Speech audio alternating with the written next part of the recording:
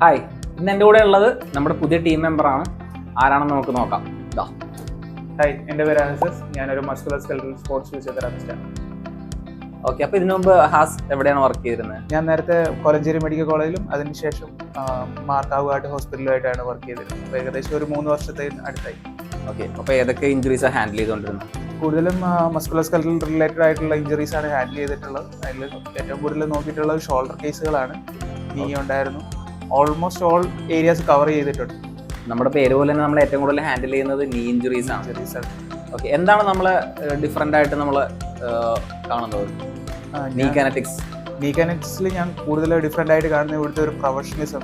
ഞാൻ പ്രോയ്ക്ക് അറിയാമായിരിക്കും, ഞാൻ ഓൾമോസ്റ്റ് നിങ്ങളുടെ പോസ്റ്റിൽ കുറെ എൻഗേജ് ചെയ്തിരുന്ന ഒരാളാണ്. തീർച്ചയായും നമ്മൾ ഏറ്റവും കൂടുതൽ നോട്ടീസ് ചെയ്തിട്ടുള്ളതാണ് ഹാസ് നമ്മുടെ പോസ്റ്റുകൾക്ക് റിപ്ലൈ ചെയ്യുന്നത്, അതെ കാര്യങ്ങൾ ഷെയർ ചെയ്യുന്നത്. അപ്പോൾ എനിക്ക് അതിൻ്റെ അകത്ത് തോന്നിയൊരു കാര്യം എന്ന് പറഞ്ഞാൽ, ഒരു ഇൻഡിവിജ്വലിനെ കാണുന്നത് ഒരു റിക്കവറി ഫേസിലേക്ക് മാത്രമായിട്ട് കൊണ്ടുപോകാൻ വേണ്ടിയല്ല, പക്ഷെ എന്നാൽ അവരുടെ ഒരു പൊട്ടൻഷ്യൽ മാക്സിമം എഫേർട്ടിലേക്ക് അവരെ എത്തിക്കാൻ വേണ്ടിയിട്ട് ആണ് നീ കനറ്റിക്സിൽ ചെയ്യുന്നതെന്ന് എനിക്ക് കൃത്യമായ ഒരു ബോധ്യം ഉള്ളതുകൊണ്ടും അതുകൊണ്ട് നിങ്ങളും സ്പോർട്സ് ഫിസിയോനെ അന്വേഷിക്കുകയായിരുന്നു. സോ നമ്മൾ കണക്റ്റഡ് ആയി. So I join here.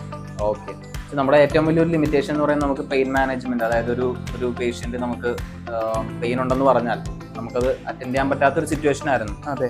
അപ്പോൾ ഇനി നമുക്ക് ആ ഏരിയയിൽ കൂടി നമുക്ക് വർക്ക് ചെയ്യാൻ പറ്റും എന്നുള്ളതാണ്. ഉറപ്പായിട്ടും നമുക്ക് അതിൽ വർക്ക് ചെയ്യാം. അപ്പോൾ ഹാസിന്റെ ഫോക്കസ് അപ്പോൾ ഇനി നീയിലേക്ക് കൂടി മാറുകയാണ്.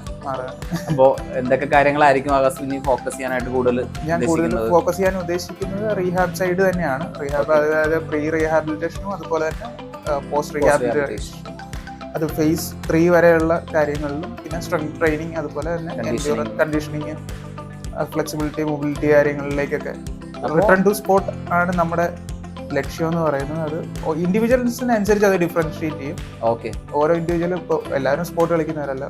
സോ ഇതിൽ വ്യത്യാസം വരും. അപ്പോൾ ഏതൊരു പെയിൻ ഉള്ള ഒരാൾക്ക്, ഇപ്പോൾ ഷോൾഡർ ആവാം, ലോവർ ബാക്ക് ആവാം, നീ ആവാം, ആംഗിൾ ആവാം, നമുക്ക് അപ്രോച്ച് ചെയ്യാം. ഹാസിനെ അപ്രോച്ച് ചെയ്യാം. അപ്രോച്ച് ചെയ്യാം. ഈസി ആയിട്ട് അപ്രോച്ച് ചെയ്യാം. ശരി.